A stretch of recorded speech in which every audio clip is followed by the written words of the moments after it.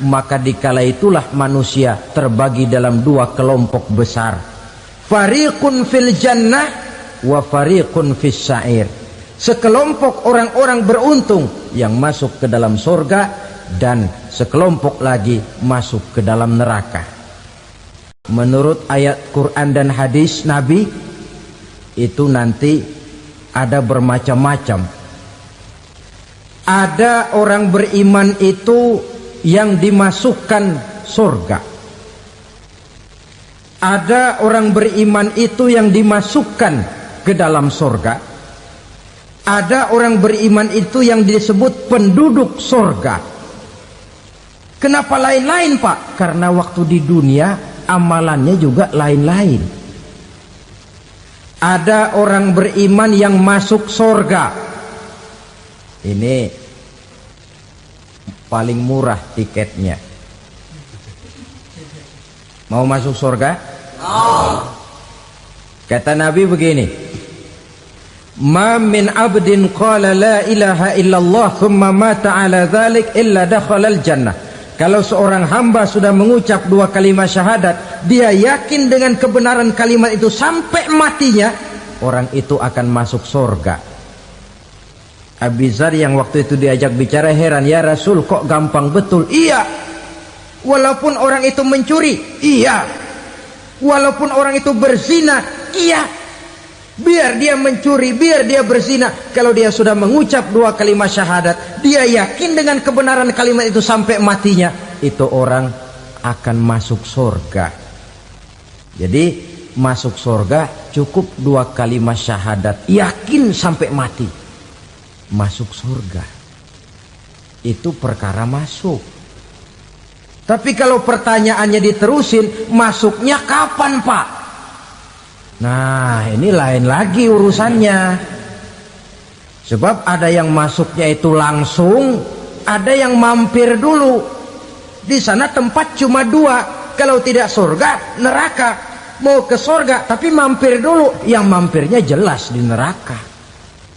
Kenapa? Dalam hadis qudsi ada riwayat, nanti itu di akhirat, setelah Allah selesai mengatur penduduk surga masuk surga, yang neraka masuk neraka, Allah berkata kepada malaikat Malik, malaikat Malik, labaik ya Allah.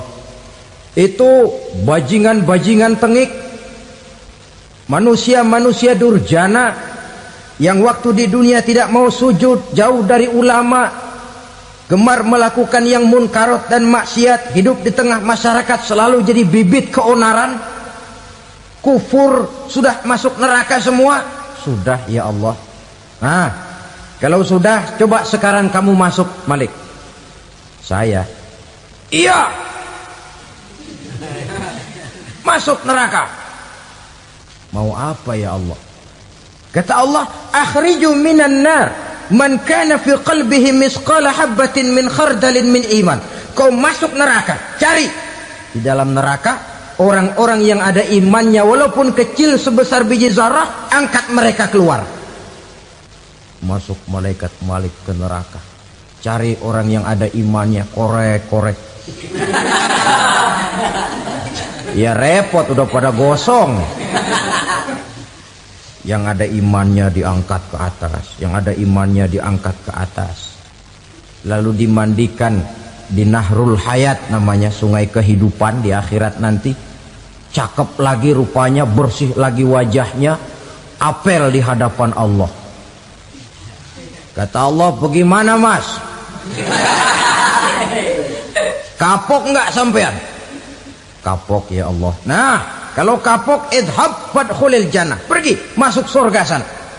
Berangkat mereka ke surga, ketemu sama teman-temannya yang udah sampai lebih dulu, yang nggak pakai mampir lagi. Terjadi dialog. Kata teman-temannya yang udah pada nyampe duluan, mas, iya, emang baru sampai? Saya baru sampai. Memang mampir di mana dulu mas? Kita sudah lama sampai di surga.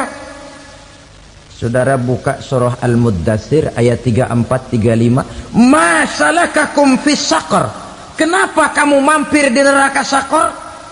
Qalu lam naku minal musallin. Mereka menjawab, kami mampir di neraka sakor mas, gara-gara dulunya kami waktu di dunia tidak pernah sholat. Tidak pernah sholat? Tidak pernah. Kan rumahnya dekat masjid, cuma dekat doang mas. Sholat mah enggak saya. Enggak pernah ngasih makan fakir miskin, enggak pernah hadir di majelis taklim, pendeknya enggak pernah melakukan kebajikan, maka saya pun mampir di neraka sakor. Untung betul saya punya iman mas sedikit. Waktu hidup di dunia dulu saya pernah mengucap 2 kalimat syahadat, sekali-kalinya waktu mau kawin. Masya Allah. Untung saja kawin, kalau nggak kawin polos.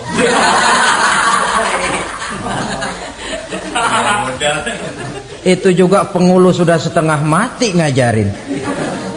Asyhadu alla, asyaduaan, asyaduaan.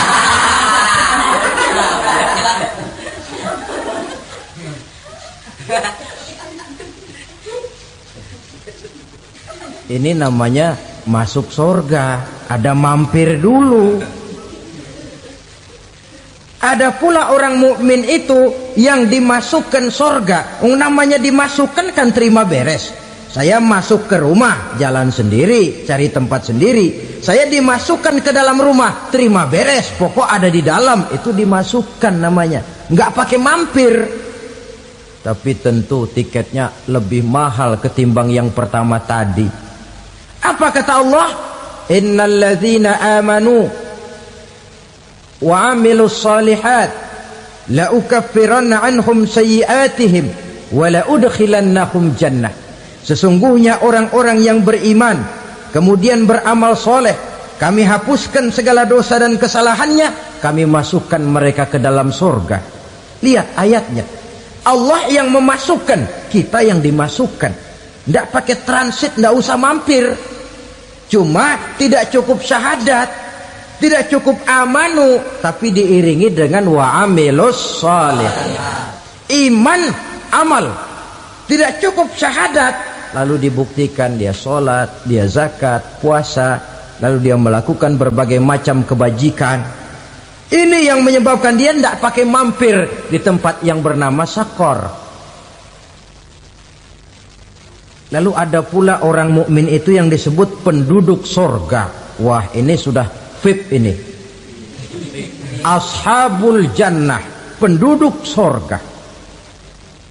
Siapa mereka? Kata Allah, innal ladzina amanu summa istaqamu fala khaufun alaihim wala hum yahzanun ulaika ashabul jannah hum fiha khalidun. Sesungguhnya orang-orang yang beriman lalu istiqamah, tetap dalam melaksanakan perintah Allah, tidak goyah, tidak labil tapi stabil, istiqamah, mereka tidak takut dan tidak bersedih hati. Merekalah penduduk surga. Iman, istiqamah. Tidak punya duit, sembahyang. Banyak duit, sembahyang. Miskin, sembahyang. Kaya, tetap sembahyang. Istiqamah. Kadang orang kalau susah rajin ke masjid, banyak duitnya ngelihat masjid melengos. Waktu miskin hamba Allah, setelah kaya jadi hamba harta. Bergeser, tidak ada nilai istiqomahnya. Saudara-saudara, dengan begitu penduduk neraka itu dua. Ada penduduk permanen, ada penduduk yang semi permanen. Yang semi permanen orang-orang beriman yang mempunyai dosa besar. Mereka masuk ke neraka untuk menerima azab sesuai dengan dosanya. Bila selesai masa azab itu, mereka akan diangkat untuk ditempatkan kembali ke dalam surganya Allah Subhanahu wa ta'ala. Nah, dikala itulah saudara-saudara, ada yang disebut syafaat dari Rasulullah Sallallahu Alaihi Wasallam. Tapi tentu jangan lupa, syafaat ini ibarat kain menambal dia. Kita punya kain bolong-bolong sedikit, syafaat yang menambal. Sholat kita ada kurang dikit, sedekah kita ada campur riak dikit, amalan kita ada tidak karena Allah dikit, kita berharap syafaat. Jadi biarlah kain masih bolong-bolong, yang penting punya kain. Tapi kalau kainnya tidak ada, yang ditambal apanya? Sholat tidak, puasa tidak, zakat tidak, berharap syafaat saja. Ya, terlalu berlebihan itu. Saudara hadirin yang saya hormati, apabila selesai proses penghisaban, proses penghitungan, maka dikala itulah manusia terbagi dalam dua kelompok besar. Fariqun fil jannah wa fariqun fis sa'ir. Sekelompok orang-orang beruntung yang masuk ke dalam surga, dan sekelompok lagi masuk ke dalam neraka. Ibu-ibu, saudara-saudara kaum muslimin rahimakumullah. Pada pertemuan yang lalu sudah saya jelaskan bahwa hidup selalu berakhir dengan kematian. Apabila datang kematian menimpa seseorang, datanglah kiamat baginya. Itu yang disebut dengan kiamat kecil. Hakikatnya mati adalah perpindahan dari kehidupan di dunia ini menuju kehidupan di alam barzakh. Menunggu kita di alam barzakh sampai datangnya saat kiamat. Entah 10 tahun, entah 100 tahun, entah 1000 tahun, hanya Allah saja yang maha tahu.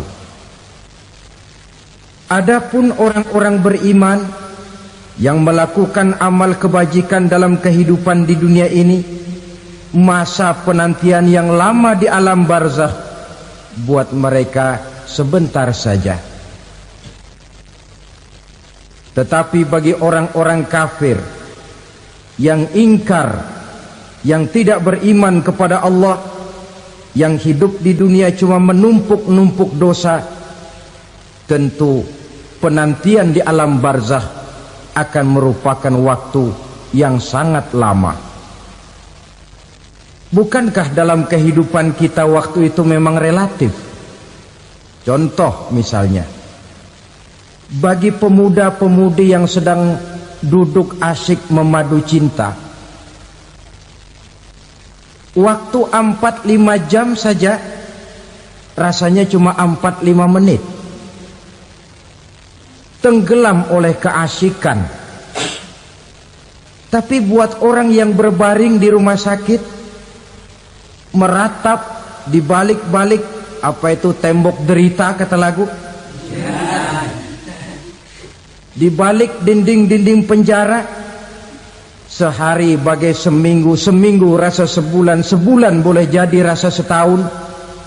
Penantian yang sangat lama. Kapan kiamat itu akan datang? Ini rahasia Allah. Jangankan kita yang orang awam, baginda Nabi sendiri tidak diberitahu oleh Allah kapan kiamat itu akan terjadi. Tetapi sungguh pun demikian, banyak hadis-hadis yang menjelaskan ciri atau tanda-tanda datangnya kiamat. Nah, kalau sudah bicara soal tanda, tanda kiamat itu ada dua. Pertama yang disebut alamatus sughra, tanda-tanda kecil. Ini waktunya masih ada tenggang. Ada yang dinamakan alamatul kubra, tanda-tanda besar. Artinya kiamat sudah diambang pintu. Apa tanda-tanda kecil dari datangnya hari kiamat itu? Misalnya kata Nabi, apabila ilmu sudah diangkat oleh Allah. Artinya apabila ulama sudah banyak wafat, minat orang belajar agama berkurang, lalu kebodohan nampak merajalela di mana-mana, zina dikerjakan secara terbuka, minuman-minuman keras jadi kebanggaan, itu termasuk di antara tanda-tanda kecil terjadinya hari kiamat. Apalagi misalnya iza waladatil ammatu rabbataha, apabila budak sudah melahirkan tuan. Apa maksudnya? Ada yang mentafsirkan apabila anak sudah bisa membudaki orang tuanya. Orang tua yang melahirkan dia, yang membesarkan dia, demi setelah si anak besar jadi orang berpangkat, bertitel, berharta, berkedudukan, jadilah orang tua itu budaknya. Sehingga sering dibilang kalau orang tua kaya, anak jadi raja. Tapi kalau anak yang kaya, orang tua sering jadi budak. Apalagi munculnya fitnah yang bergelombang, timbul perang antara dua bangsa yang besar, waktu berjalan terasa sangat pendek sekali. Itu merupakan tanda di antara tanda-tanda kiamat. Termasuk di dalamnya sulit membedakan mana laki, mana perempuan. Kan kalau tanda-tanda kayak begini sekarang sudah banyak kita lihat kan. Ulama banyak wafat, penggantinya sulit. Zina dikerjakan berterang-terangan, minuman keras jadi kebanggaan. Banyak anak membudaki orang tuanya, sulit membedakan mana laki mana perempuan. Kadang-kadang dari belakang kita lihat perempuan bener, begitu kita colek nengok jenggotan.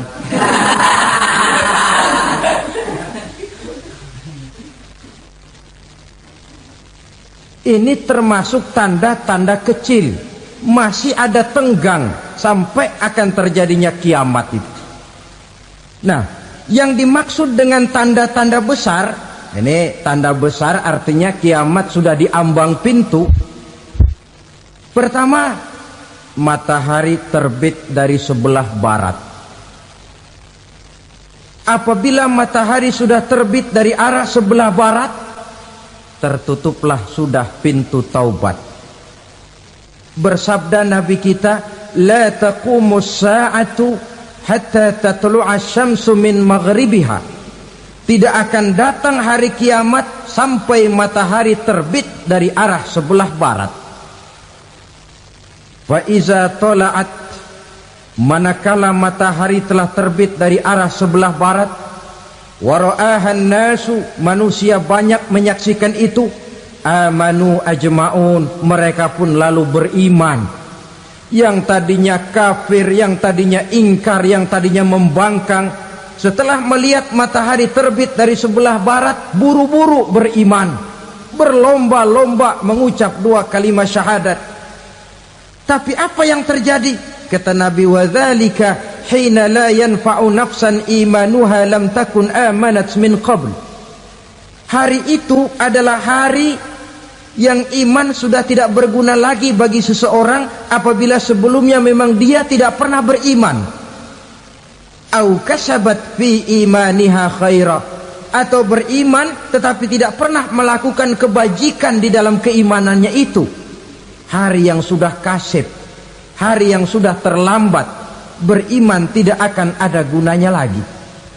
Ini pelajaran buat kita. Sebelum sang surya terbit dari sebelah barat, sebelum nafas sampai di tenggorokan, artinya pintu taubat masih terbuka. Kalau dua hal itu sudah terwujud, nafas sudah sampai di kerongkongan atau matahari sudah terbit dari arah sebelah barat, tertutuplah sudah pintu taubat. Tak ada lagi gunanya pangkat, jabatan, harta, bahkan beriman pun dalam suasana macam itu. Too late, kata orang Kulon. Sudah terlambat. Matahari terbit dari arah sebelah barat. Itu tanda besar, artinya kiamat sudah di ambang pintu. Lalu apalagi tanda besar? Munculnya Dajjal. Dajjal artinya pendusta-pendusta yang menyesatkan manusia. Ada dua macam Dajjal, saudara. Ada Dajjal kecil, Ini dajjal-dajjal kelas teri. Kalau ini sejak zaman Rasulullah sudah ada itu. Tiap zaman ada. Di zaman Rasulullah misalnya ada yang bernama Aswad al-Unsi dari Yaman. Ada yang namanya Musailamah al-Kazzab dari Yamamah. Ada yang namanya Ibnu Sayyad dari Madinah. Ini dajjal-dajjal di zaman Rasul. Musailamatul Kazzab memproklamirkan diri jadi nabi dia.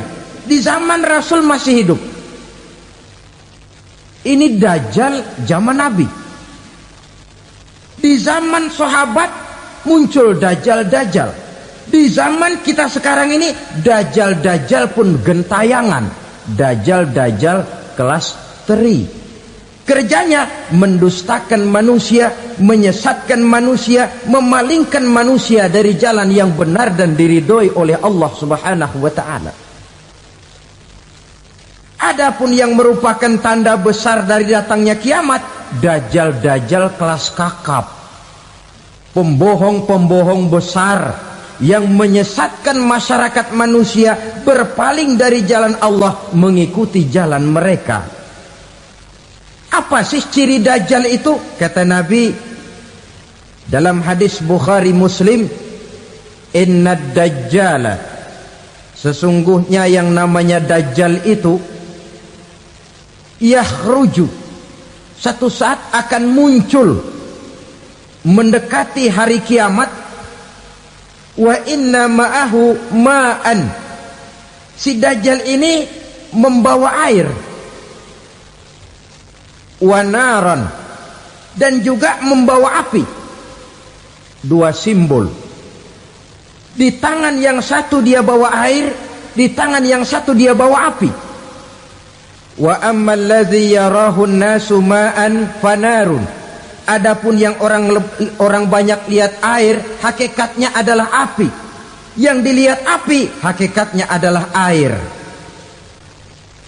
Oleh sebab itu, kalau api yang ditawarkan, ambillah air. Kalau air yang ditawarkan, pilihlah api. Maksudnya apa ini? Ini bahasa simbol, saudara-saudara. Dajjal bicaranya seolah-olah untuk kepentingan manusia. Menawarkan surga. Surga yang dia tawarkan, hakikatnya neraka. Hai manusia, kalau kau mau bahagia, jangan dekat-dekat dengan agama. Sholat itu tidak efektif dan efisien, tidak produktif dari segi ekonomi itu. Menghadiri majelis taklim cuma buang-buang waktu. Tahajud, tasbih, tahlil, baca Quran, apa itu? Pekerjaan mubazir saja. Hidup ini cuma sekali. Masa yang cuma sekali, manfaatkan dengan sebaik-baiknya. Mumpung. Dibawanya sifat mumpung, tetapi dalam pengertian yang sangat negatif.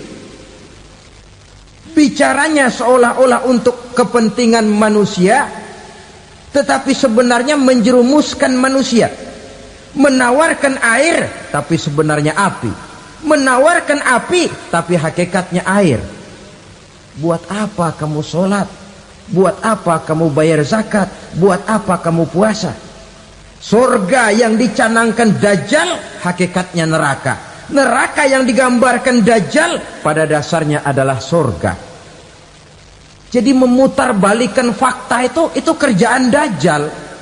Yang hak jadi batil, yang batil dibilang hak, yang benar jadi salah, yang salah malah jadi benar.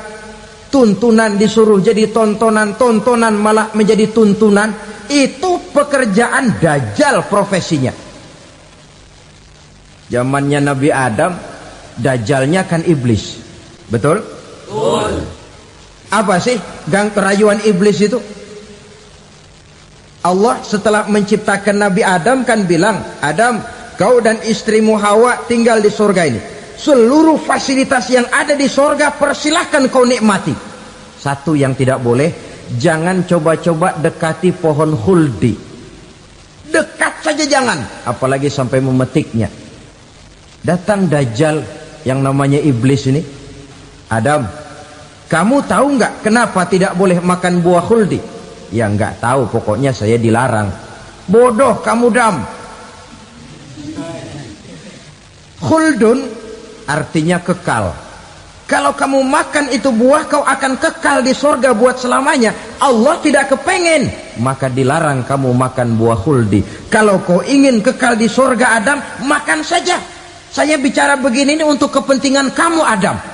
Ini kan ciri-ciri Dajjal. Bicaranya sih seolah-olah untuk kepentingan Nabi Adam, hakikat sebenarnya menjerumuskan Nabi Adam supaya ingkar dan melanggar larangan dari Allah Subhanahu wa ta'ala.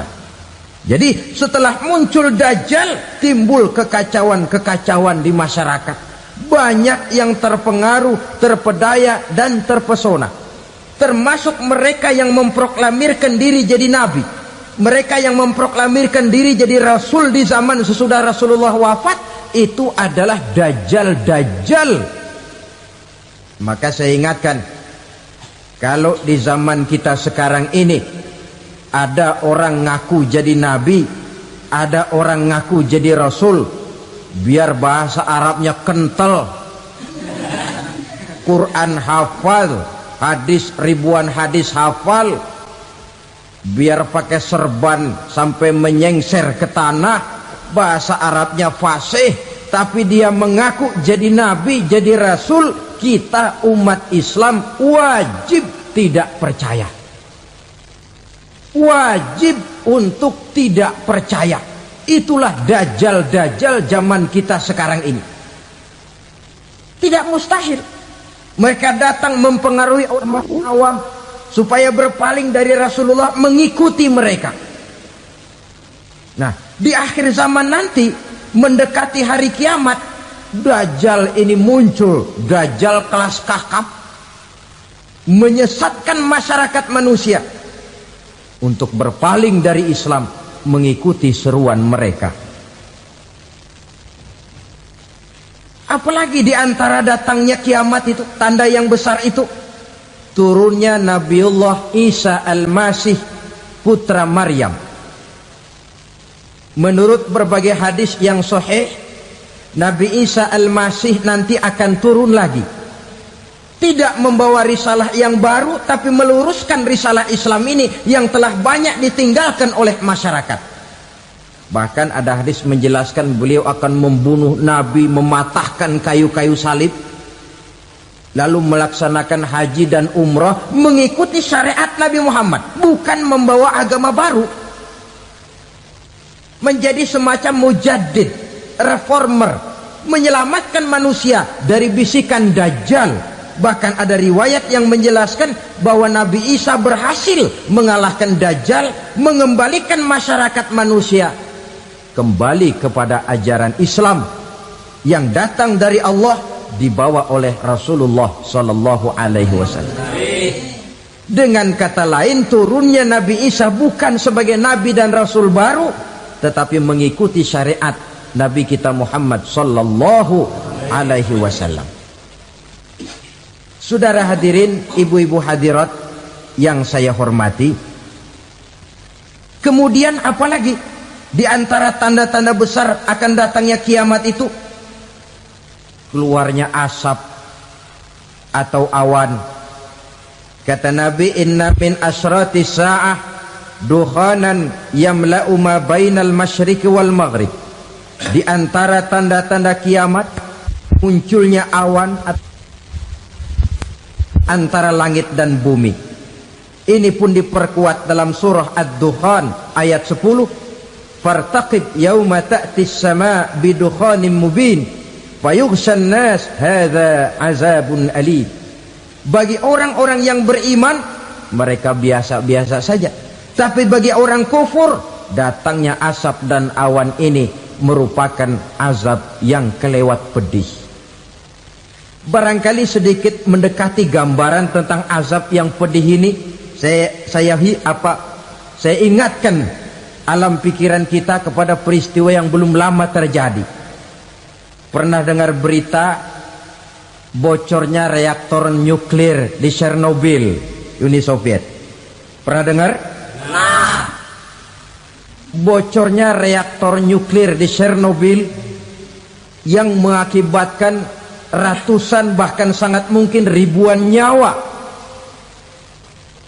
Cuma satu reaktor. Bagaimana kalau seluruh cadangan nuklir yang dimiliki oleh para negara adikuasa ini diledakkan? Bahkan yang konon menurut catatan, cadangan nuklir yang dimiliki bersama oleh Amerika dan Rusia sekarang ini sudah sanggup memusnahkan 6 miliar manusia. 1,5 kali lebih banyak dari jumlah manusia yang nongkrong di permukaan bumi ini. Saudara-saudara hadirin yang saya hormati, lalu saat mendekati hari kiamat, apalagi tandanya? Setelah Nabi Isa wafat, pada saat turunnya yang kedua kali, lalu Allah meniupkan angin sejuk. Semua orang-orang beriman, orang-orang baik wafat, sehingga penghuni bumi ini cuma tinggal lagi terdiri dari orang-orang kafir. Tidak ada lagi di bumi ini yang bisa mengucapkan Allah. Sehingga dalam hadis qudsi itu ada keterangan, innallaha azza wa jalla yaqulu li Israfil. Allah pernah pesan kepada malaikat Israfil, kata Allah, Israfil, idza sami'ta qailan yaqul Allah Allah fa akhirin nafakh 40 sanatan ikraman liqailiha. Hai Israfil, apabila kau dengar di permukaan bumi masih banyak orang yang mengucapkan Allah Allah, maka tunda sangkakala kiamat itu 40 tahun. Untuk apa? Ikraman liqailiha, menghormati orang yang mengucapkan Allah Allah itu. Wah, jadi karena sekarang masih banyak yang mengucapkan Allah, besar hatilah kita, masih jauh kiamat itu. Tapi jangan lupa, kiamat pribadi, kiamat kecil itu yang gak kita sangka-sangka. Ajal datang mencabut nyawa, itu kiamat pribadi. Dan itu yang pasti kita hadapi. Dan itu yang membuat kita tidak boleh bersikap main-main di dalam kehidupan sekarang ini. Saudara hadirin yang saya hormati, tidak ada lagi orang-orang muslim. Seluruh penduduk dunia ini kafir. Lalu terciptalah struktur sosial yang berlandaskan prinsip hidup semau gue. Bakal terjadilah prinsip di mana yang kaya menyantap yang miskin, yang kuat menindas yang lemah. Hidup sudah bagaikan di rimba belantara. Berlaku hukum rimba. Siapa yang kuat dia yang menang, siapa yang lemah menjadi mangsa. Timbul kekacauan, maksiat merajalela, munkarat menjadi-jadi. Sehingga isi bumi ini penuh dengan segala macam perbuatan dosa. Tidak ada perlunya lagi alam diperpanjang temponya. Datang saat yang sudah dijanjikan oleh Allah Azza wa Jalla, maka terjadilah yang disebut kiamat kubra, kiamat besar, kiamat ancur-ancuran. Bagaimana kejadian ini dimulai? Dalam surah Az-Zumar ayat 68, Allah Subhanahu wa taala berfirman, wa nufikha fis suri fasa'iqa man fis samawati wa man fil ardi illa man sya'allahu. Maka manakala ditiuplah sangkakala, terkejutlah seluruh yang ada di langit dan seluruh yang ada di bumi. Bila saat kiamat datang, Allah perintah malaikat Israfil, Israfil, tiup sangkakalamu. Ditiuplah sangkakala oleh malaikat Israfil. Yang akibat daripada tiupan itu, seluruh yang ada di langit, seluruh yang ada di permukaan bumi terkejut. Yang ada di langit siapa? Malaikat kan. Bayangin aja kalau malaikat kaget, apalagi kita. Terkejut seluruh makhluk yang ada di bumi, yang ada di langit, mendengar suara sangkakala itu. Bunyinya tidak sanggup kita bayangkan dahsyatnya. Ledakan nuklir, ledakan neutron, belum apa-apa ketimbang bunyi sangkakala malaikat Israfil ini. Nah, lalu mendengar bunyi sangkakala ini, gemparlah makhluk, kacaulah alam. Bumi gempa, planet-planet bertabrakan, gunung meletus, air laut tumpah ke darat, angin topan bertiup, halilintar menyambar. Lalu semua yang bernama hidup mati total. Mati bareng tanpa persiapan. La haula wala quwata illa billah. Saya kadang-kadang dalam tafakur bermohon, ya Allah, mudah-mudahan saya enggak nemuin kiamat beneran. Ngeri. Tidak bisa kita bayangkan macam apa suasana seperti itu. Allah saja banyak memberikan gambaran, misalnya Al-Qari'ah, wa mal qari'ah, wa ma adraka mal qari'ah. Kejadian yang menggemparkan. Tahukah kamu apa kejadian yang menggemparkan itu? Yauma yakunun nasu kal farasil mabsus wa takunul jibalu kal ihnil manfus.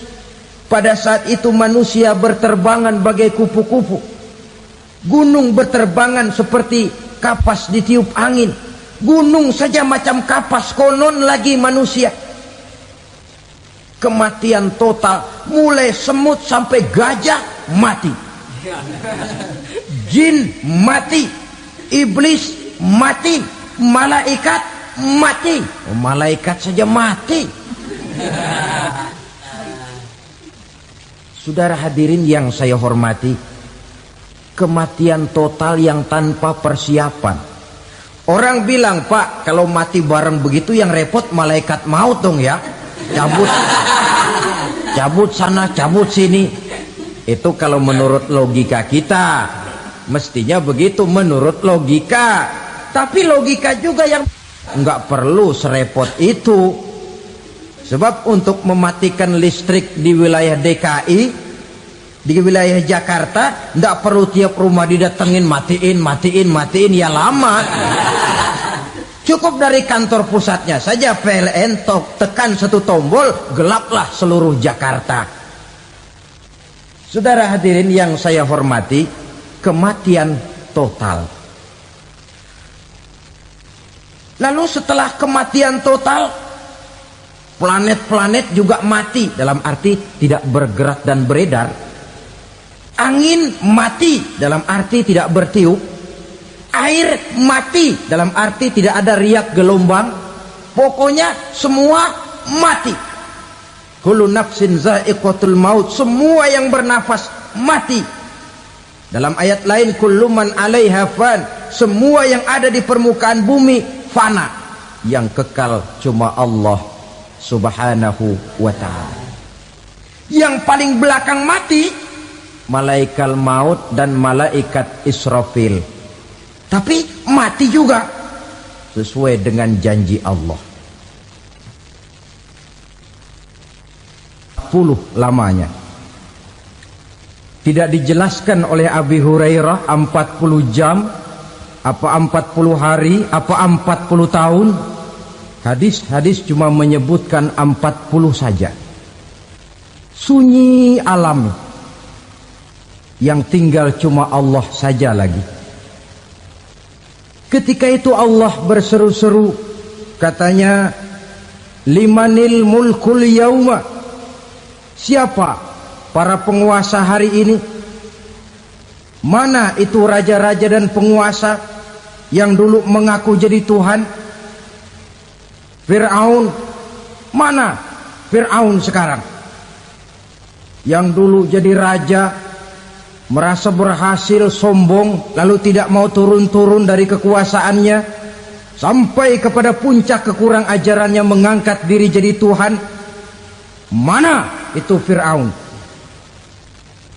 Namrus, mana sekarang Namrus? La ilaha illa ana. Ternyata tidak ada Tuhan lain selain daripada aku, kata Allah. Proses kemudian, saudara-saudara, turunlah hujan dari langit. 40 lamanya hujan itu. Tidak jelas juga 40 jam apa 40 hari. Setelah air turun membasahi, datanglah tiupan sangkakala yang kedua. Semua yang bernama mati bangkit dari kuburnya masing-masing. Ini yang disebut Yaumul Ba'thi, hari kebangkitan. Allahu Akbar. Pada saat kita bangkit dari kubur kita masing-masing, kumpul di padang mahsyar namanya. Bayangin aja, saya sendiri nggak sanggup bayangin. Manusia sejak zaman Adam sampai zaman kiamat kumpul bareng di tempat sama. Berapa banyaknya itu?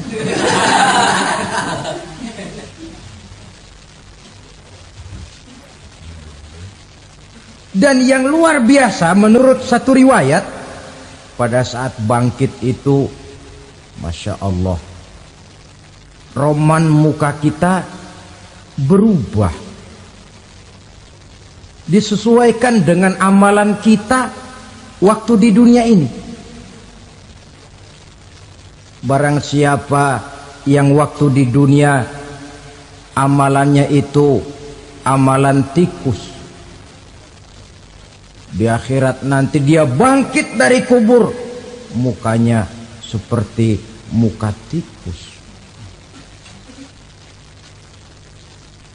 Gagah betul badannya, tapi mukanya seperti tikus. Kenapa? Amalannya waktu di dunia seperti amalan tikus. Apa amalan tikus itu? Suka ngegeragoti barang yang sudah disimpan rapi-rapi. Orang sudah simpan uang rapi-rapi, simpan perhiasan rapi-rapi, digeragoti oleh tikus. Maling-maling, pencoleng-pencoleng, koruptor-koruptor. Itu nanti di akhirat nanti kita lihat mukanya seperti muka tikus. Oh ini waktu di dunia suka nyolong, hanya seperti muka tikus. Barang siapa yang waktu di dunia ini amalannya itu amalan macan, dia akan bangkit nanti mukanya seperti muka macan. Apa amalan macan?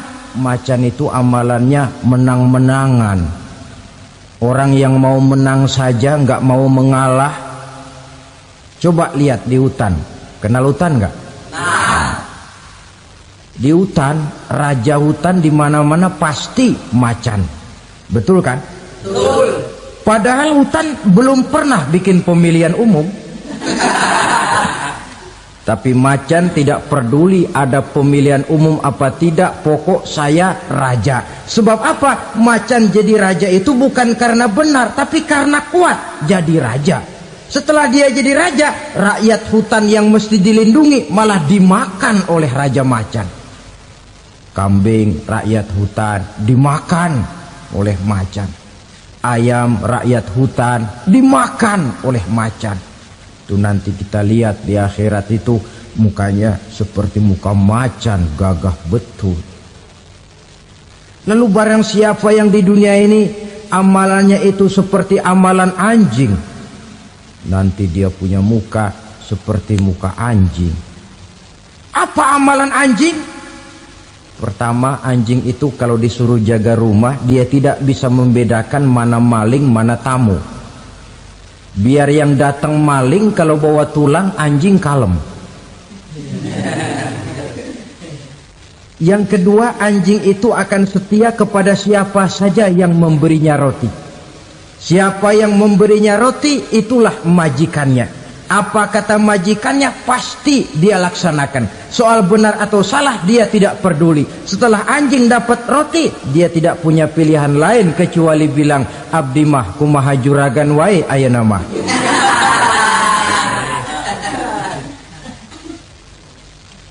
Saudara hadirin yang saya hormati,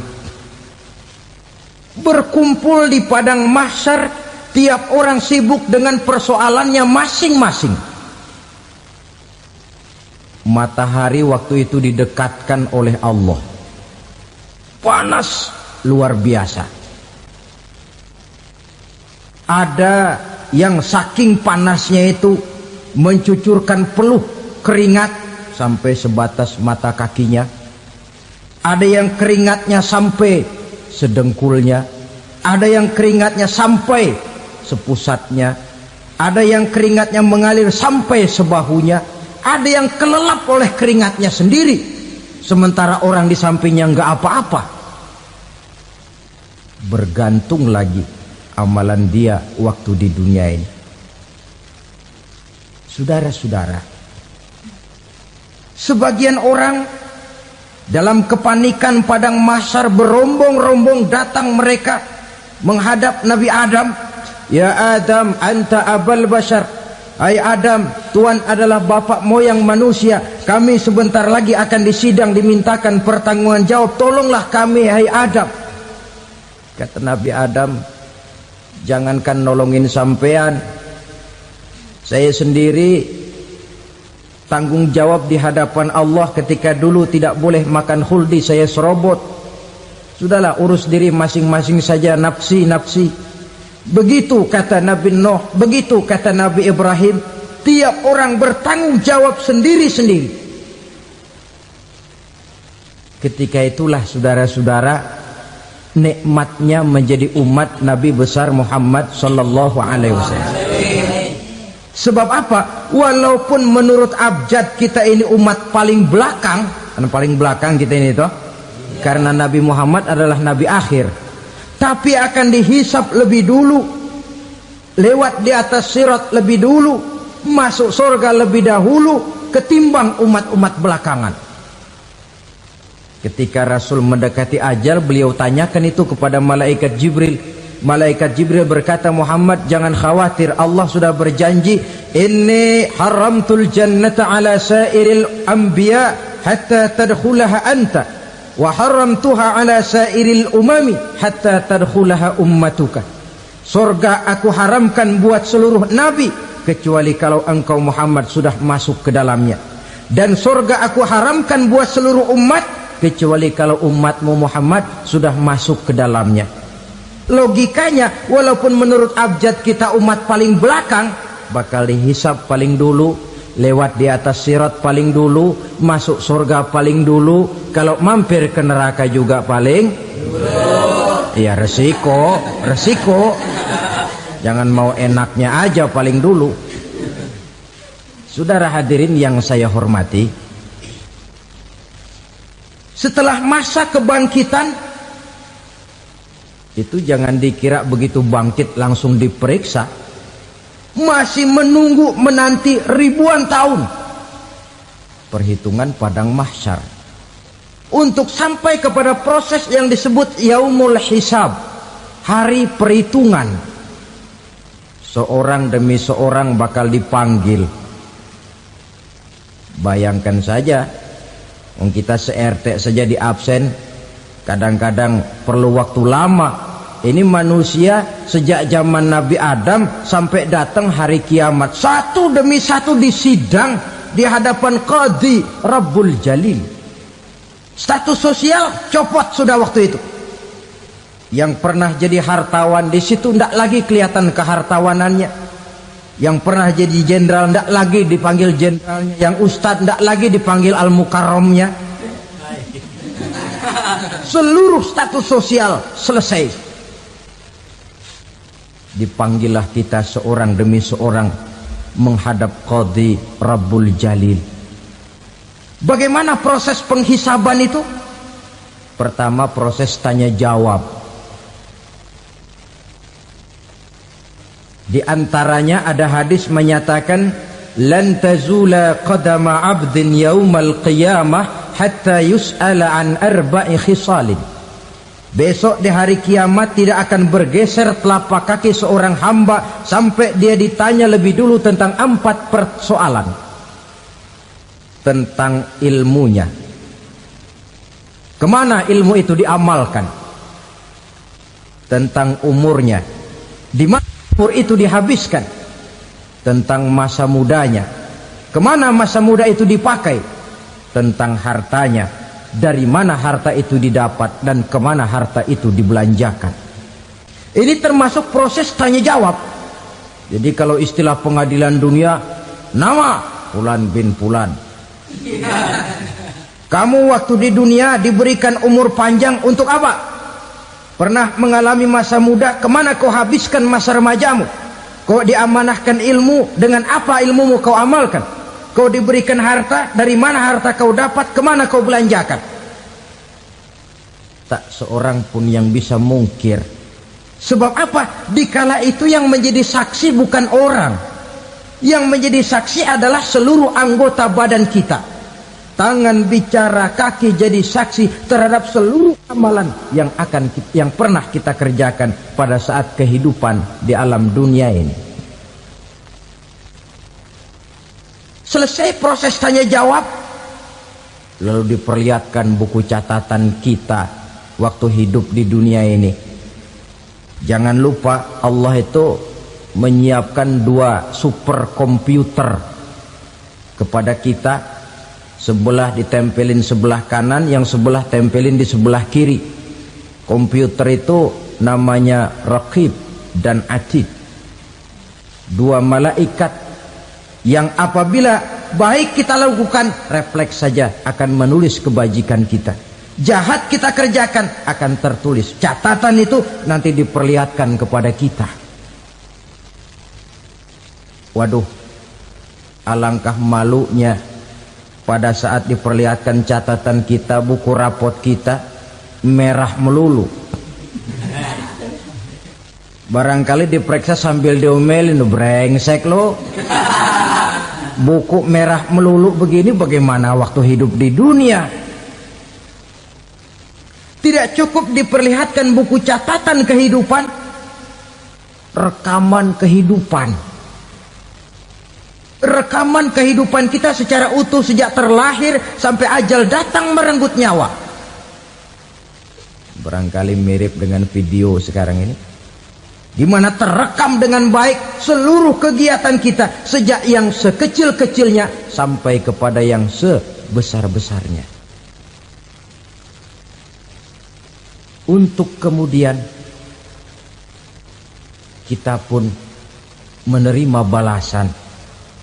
In khairan fa khairun wa in syarran fa syarrun. Kalau baik ya baik balasannya, kalau jahat ya jahat juga balasannya. Catatan-catatan kita diberikan. Kalau banyak kebajikannya diberikan di tangan kanan dengan cara yang halus. Kalau banyak kejahatannya diberikan dari sebelah kiri atau dilempar dari belakang. Itulah sebabnya sejak di dunia ini kita sudah mohon kepada Allah. Ketika berwudu membasuh tangan kanan, apa kita bilang? Allahumma a'tini kitabi biyamini wa hasibni hisaban yasira. Ya Allah, berikan saya kitab di tangan kanan, dan kalau saya memang perlu dihisap, hisaplah saya yang seringan-ringannya. Tangan kiri berlindung kita kepada Allah, jangan sampai diberikan kitab di tangan kiri atau dari arah sebelah belakang. Wa a'udzubika an tu'tiya kitabi bishimali aw min wara'i zuhri, dari arah sebelah belakang. Na'udzubillah min dzalik. Setelah selesai lewat proses penghisaban, lewat mizan, timbangan, maka yang sudah selesai dihisab itu bergeraklah menuju sirat, jembatan yang terbentang menuju surga melalui neraka. Saudara-saudara, panjangnya perjalanan sirat itu memakan waktu ratusan tahun. Tetapi orang yang lewat di atas sirat pun macam-macam bergantung amalannya ketika di dunia ini. Ada yang lewat di atas sirat itu kal barqil khatib, seperti kilat yang menyambar, lep, sudah sampai dia di surga. Cepat bukan main. Ada yang lewat di atas sirat itu seperti orang lari-lari. Ada yang lewat di atas sirat itu seperti orang jalan biasa. Ada yang sambil merangkak, ada yang sambil ngesor, ada yang sambil gelayutan. Ada yang selamat sampai ke ujung ke surga, ada yang tergelincir jatuh masuk ke dalam neraka, bergantung amalannya dalam kehidupan di dunia sekarang ini. Tiap kita akan melewati yang namanya sirat ini. Saudara-saudara kaum muslimin yang saya hormati, dengan demikian mereka yang selamat melalui sirat sampai ke terminal akhir surga, mereka yang ketika dihisab ternyata banyak kejahatannya daripada kebaikannya, mereka singgah di dalam neraka. Nah, adapun orang-orang yang beriman menurut ayat Quran dan hadis Nabi itu nanti ada bermacam-macam. Ada orang beriman itu yang dimasukkan surga. Ada orang beriman itu yang dimasukkan ke dalam surga. Ada orang beriman itu yang disebut penduduk surga. Kenapa lain-lain, Pak? Karena waktu di dunia amalannya juga lain-lain. Ada orang beriman yang masuk surga. Ini paling murah tiketnya. Mau masuk surga? Kata Nabi begini, ma min abdin qala la ilaha illallah thumma mata ala dhalik illa dakhalal jannah. Kalau seorang hamba sudah mengucap dua kalimat syahadat, dia yakin dengan kebenaran kalimat itu sampai matinya, orang itu akan masuk surga. Abi Dzar yang waktu itu diajak bicara heran, ya Rasul kok gampang betul? Iya, walaupun orang itu mencuri, iya, walaupun orang itu berzina, iya, biar dia mencuri, biar dia berzina, kalau dia sudah mengucap dua kalimat syahadat, dia yakin dengan kebenaran kalimat itu sampai matinya, itu orang akan masuk surga. Jadi masuk surga cukup dua kalimat syahadat, yakin sampai mati, masuk surga. Itu perkara masuk. Tapi kalau pertanyaannya diterusin, masuknya kapan, Pak? Nah, ini lain lagi urusannya. Sebab ada yang masuknya itu langsung, ada yang mampir dulu. Di sana tempat cuma dua, kalau tidak surga, neraka. Mau ke surga tapi mampir dulu, yang mampirnya jelas di neraka. Kenapa? Dalam hadis qudsi ada riwayat, nanti itu di akhirat, setelah Allah selesai mengatur penduduk surga masuk surga, yang neraka masuk neraka, Allah berkata kepada malaikat Malik, malaikat Malik, labaik ya Allah, itu bajingan-bajingan tengik, manusia-manusia durjana yang waktu di dunia tidak mau sujud, jauh dari ulama, gemar melakukan yang munkarat dan maksiat, hidup di tengah masyarakat selalu jadi bibit keonaran, kufur, sudah masuk neraka semua. Sudah ya Allah. Nah, kalau sudah, coba sekarang kamu masuk, Malik. Saya, iya, masuk neraka. Mau apa ya Allah? Kata Allah, akhriju minan nar man kana fi qalbihi misqala habatin min khardalin min iman. Kau masuk neraka, cari di dalam neraka orang-orang yang ada imannya walaupun kecil sebesar biji zarah, angkat mereka keluar.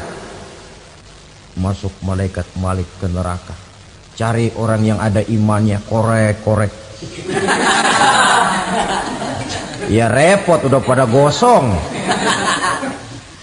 Yang ada imannya diangkat ke atas, yang ada imannya diangkat ke atas. Lalu dimandikan di Nahrul Hayat, namanya sungai kehidupan di akhirat nanti. Cakep lagi rupanya, bersih lagi wajahnya, apel di hadapan Allah. Kata Allah, bagaimana mas? Kapok nggak sampean? Kapok ya Allah. Nah, kalau kapok, idhab fadkhulil jannah, pergi masuk surga sana. Berangkat mereka ke surga, ketemu sama teman-temannya yang udah sampai lebih dulu, yang nggak pakai mampir lagi. Terjadi dialog. Kata teman-temannya yang udah pada nyampe duluan, mas, iya, emang baru sampai? Saya baru sampai. Memang mampir di mana dulu mas? Kita sudah lama sampai di surga. Saudara buka surah Al-Muddatsir ayat 34-35. Ma salakakum fis saqar? Kenapa kamu mampir di neraka Saqar? Qalu lam naku minal musallin. Mereka menjawab, kami mampir di neraka Saqar mas, gara-gara dulunya kami waktu di dunia ndak pernah sholat. Ndak pernah sholat? Ndak pernah. Kan rumahnya dekat masjid. Cuma dekat doang mas. Sholat mah enggak saya. Nggak pernah ngasih makan fakir miskin, nggak pernah hadir di majelis taklim, pendeknya nggak pernah melakukan kebajikan, maka saya pun mampir di neraka Saqar. Untung betul saya punya iman mas sedikit. Waktu hidup di dunia dulu saya pernah mengucap 2 kalimat syahadat, sekali-kalinya waktu mau kawin. Masya Allah. Untung saja kawin, kalau nggak kawin polos.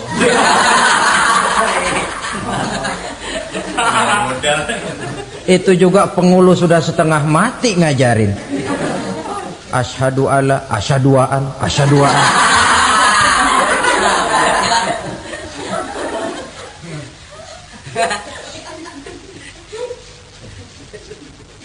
Ini namanya masuk surga, ada mampir dulu. Ada pula orang mukmin itu yang dimasukkan surga. Namanya dimasukkan kan terima beres. Saya masuk ke rumah, jalan sendiri, cari tempat sendiri. Saya dimasukkan ke dalam rumah, terima beres, pokok ada di dalam, itu dimasukkan namanya. Nggak pakai mampir. Tapi tentu tiketnya lebih mahal ketimbang yang pertama tadi. Apa kata Allah? Innal ladzina amanu wa amilus salihat la ukaffiranna anhum sayyi'atihim wa la udkhilannahum jannah. Sesungguhnya orang-orang yang beriman kemudian beramal soleh, kami hapuskan segala dosa dan kesalahannya, kami masukkan mereka ke dalam surga. Lihat ayatnya, Allah yang memasukkan, kita yang dimasukkan. Tidak pakai transit, tidak usah mampir. Cuma tidak cukup syahadat, tidak cukup amanu, tapi diiringi dengan wa'amilus salih. Iman, amal. Tidak cukup syahadat, lalu dibuktikan dia sholat, dia zakat, puasa, lalu dia melakukan berbagai macam kebajikan. Ini yang menyebabkan dia tidak pakai mampir di tempat yang bernama Saqar. Lalu ada pula orang mukmin itu yang disebut penduduk surga. Wah, ini sudah VIP ini. Ashabul jannah, penduduk surga. Siapa mereka? Kata Allah, innal ladzina amanu summa istaqamu fala khaufun 'alaihim wala hum yahzanun ulaika ashabul jannah hum fiha khalidun. Sesungguhnya orang-orang yang beriman lalu istiqamah, tetap dalam melaksanakan perintah Allah, tidak goyah, tidak labil tapi stabil, istiqamah, mereka tidak takut dan tidak bersedih hati. Merekalah penduduk surga. Iman, istiqamah. Tidak punya duit, sembayang. Banyak duit, sembayang. Miskin, sembayang. Kaya, tetap sembayang. Istiqamah. Kadang orang kalau susah rajin ke masjid, banyak duitnya ngelihat masjid melengos. Waktu miskin hamba Allah, setelah kaya jadi hamba harta. Bergeser, tidak ada nilai istiqomahnya. Saudara-saudara, dengan begitu penduduk neraka itu dua. Ada penduduk permanen, ada penduduk yang semi permanen. Yang semi permanen orang-orang beriman yang mempunyai dosa besar. Mereka masuk ke neraka untuk menerima azab sesuai dengan dosanya. Bila selesai masa azab itu, mereka akan diangkat untuk ditempatkan kembali ke dalam surganya Allah Subhanahu wa ta'ala. Nah, dikala itulah saudara-saudara, ada yang disebut syafaat dari Rasulullah Sallallahu Alaihi Wasallam. Tapi tentu jangan lupa, syafaat ini ibarat kain menambal dia. Kita punya kain bolong-bolong sedikit, syafaat yang menambal. Solat kita ada kurang dikit, sedekah kita ada campur riak dikit, amalan kita ada tidak karena Allah dikit, kita berharap syafaat. Jadi biarlah kain masih bolong-bolong, yang penting punya kain. Tapi kalau kainnya tidak ada, yang ditambal apanya? Sholat tidak, puasa tidak, zakat tidak, berharap syafaat saja, ya, terlalu berlebihan itu. Saudara hadirin yang saya hormati, apabila selesai proses penghisaban, proses penghitungan, maka dikala itulah manusia terbagi dalam dua kelompok besar. Fariqun fil jannah wa fariqun fis sa'ir. Sekelompok orang-orang beruntung yang masuk ke dalam surga, dan sekelompok lagi masuk ke dalam neraka.